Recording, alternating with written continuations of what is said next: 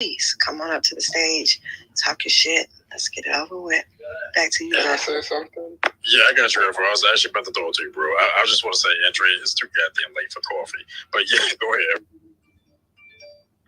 I'm going to prove that a lot of the talking points that people are saying are cap. Like I heard the young lady saying, femicide and black femicide and all this stuff. I was just, I would ask them, would they bring up all of those talking points if their son was falsely accused of something?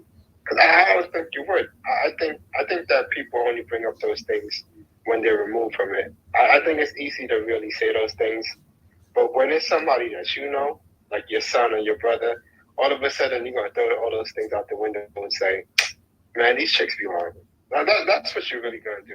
You just say that stuff on the internet. You sound like you're well read and you're both, but when it comes down to your actual family member, when it really happens, if it's your son, you're not gonna say those same things. You're gonna say, "She's lying. My son wouldn't do that." I know my brother, but I think that when people get into this space on social media and they start talking all these things, they're saying what they think sounds good to say. And a lot of women, if it was their brother, son, father, they would go, "Man, I don't believe none of that stuff. I don't believe these stats." So when it's convenient for you, you don't believe it. But when it's convenient for you, you do believe it. Thank you. Fortunately, from the ones that the ones that basically are supporting that at the moment, they're not here anymore. They exited stage left because they don't want to. They don't want to echo. They couldn't troll in here, so they decided to exit stage left. Act right and get left. Yeah. And by the way, they control the conversation. Exactly. And real quick, also, by the way, Andrea, I got your message. See, that's the thing, right? It really doesn't frustrate me, like, when we try to have conversations in the fucking male-dominated space and talk about man shit, when, some women come in and try to put fucking goalposts. It doesn't really bother me because I expect it. But, once again, like I said, topics like, black femicide and stuff, like those are really important topics. But it's really just not fair for some people to come in and just move the goalposts and be like, "Oh, well, fuck how the fuck we feel. Let's talk about whatever the fuck we want." Like, that's not cool. But Tatiana, I got you back, Jennifer. Right there. Hi, I just wanted to go back to what Dante said, that he was absolutely right, because being in the military, too many times I've seen women lie on men, even like higher ranking men, and it ruins their reputation and it ruins everything that they've worked for. And what I've seen is that a lot of these girls will lie on men because they honestly feel they can just get away with it and not face any consequences. And then they're enabled by their peers to continue the lie, and nobody checks them, nobody corrects them. So a lot of women feel like they can lie on men because nobody has ever checked them. So they continue, and they continue to ruin the lives of men. And at the end of the day, it's wrong. And I've seen even friends of mine almost lose everything because of one lie. Can I jump up in here? Yeah, bro, I got you. Go right ahead. And I was just saying that's what crazy. No. I was just responding to Tatiana. That's crazy. Go ahead, teacher. All right, and when I seen this room, I instantly thought about a good friend of mine. Maybe some of y'all done heard some of the hoorah on the news up in Detroit. Good friend of mine. Woman had a baby. She had to put somebody's name down to get assistance. She put my partner's name down. He didn't know nothing about this woman, don't know anything about her or the baby, whatever, so on and so forth. He found out that child support was getting taken out of his check. He said, "For who? I ain't got no damn kids." So after doing some research, doing some investigating, he finally found out about old girl putting his name down as the father of her child before she can get assistance. You don't believe me? Look it up on YouTube. The woman went on TV and said quote, I needed to put somebody's name down in order for me to get assistance. To this day, this man is still fighting. Even after a DNA test that came back, he was 99.99.99999% not the father. They are still threatening him with either paying child support or go to jail. My thing is, go ahead, darling. I was just gonna say, does anybody? What area are you in? We're from Ohio, but this all took place up in Detroit, Michigan.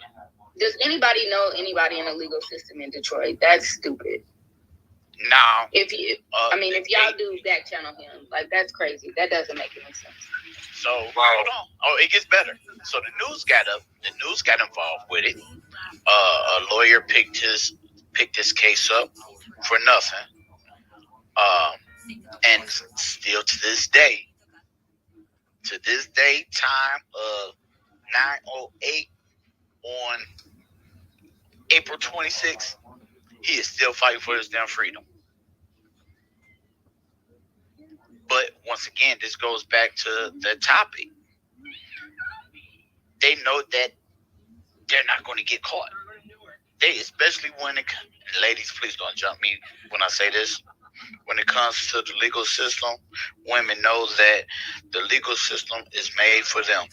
It is not made for a man. It is not made to help a man. Might be a few men that get past and up under the bar or over the bar, but the legal system is made for a woman, and women know this. And the fact that she went on national TV on the interview and said, I just needed a name to get assistance. Yeah, you just admitted you just committed fraud. But did they lock her up? No. Did they do any type of criminal charges against her? Nope. But at the end of the day, it's showing other women that, oh, well, shit, she got away with it. If they ain't charge her, hell, I'm about to try to go out and do the same damn thing. I ain't gonna get away with it. System is made for a woman, and yeah, a lot of innocent men have been lied on by some of these malicious women. And I'll land there. You know what? I'm a really kind of make this a funny one, but it's also going to be true. Viola Davis, one of the best actresses that I know of in the history of acting. She starred in a series called How to Get Away with Murder. Yeah, yep. So this is my thing. You know, she worked to make sure that, you know, she always won her cases, regardless of whether or not her client was guilty. Now, I'm just gonna ask this, and this can be rhetorical. Y'all can go and, you know, ponder this over a little bit of scotch or weed or sativa, whatever it is that you do. You can ponder. I got my crown. Right. You can ponder this real quick. Do you honestly think a man could have done half that shit that Viola Davis did by herself and with a team of fucking intern law students? And I'm just like, she covered up some stuff, and she told some lies, my boy. Like, I watched all 5 seasons. I'm thinking about watching that shit again just because I like to see her work. I love Viola Davis. But the thing about it is, it further proves the point that if at any given time the legal system can and will fuck us in the ass as men. I yield. Hey, just to throw this out here, one DJ, I did see that YouTube doing about that case up in Michigan. That's very real that my man's talking about on that one. I hope we finally get a decent resolution where just us knows how I said that is served. Matter of fact, I can't even say who this is publicly, but I'm from the state of Tennessee originally, so is this person. They had mandatory, but that would have helped my man that was DJ's homeboy here. They have mandatory paternity tests if you want to get child support. Dude that thought this kid was his for years. She went and finally tried to put him on support. He was not the father. And all that money he gave, he can't get back without suing her in court, which he ain't gonna do. So this stuff is real out here, fellas. Yep. All right. So, does anybody else have something they want to add? Because we're gonna close out in like a minute. Anybody want to speak on it? Anybody at all? Going once? Anybody going twice? All right, it's about that time. So, as I always say, I appreciate y'all coming into space. I want to say this real quick before we throw it to Andrea to close us out. I appreciate all the women for coming in here, who really just sat down and didn't knock shit over. They really want to hear the fellas speak on this topic and, chime in respectfully. That's definitely appreciated. Like I said, this is not a space that's about bashing women. We really try to come to some type of solution or, positive conclusion. We can't please everybody, but, we always appreciate the women who are just down to listen to us. So, with that being said, I'm going to throw it to Andrea. Andrea, go once. I was in the chat.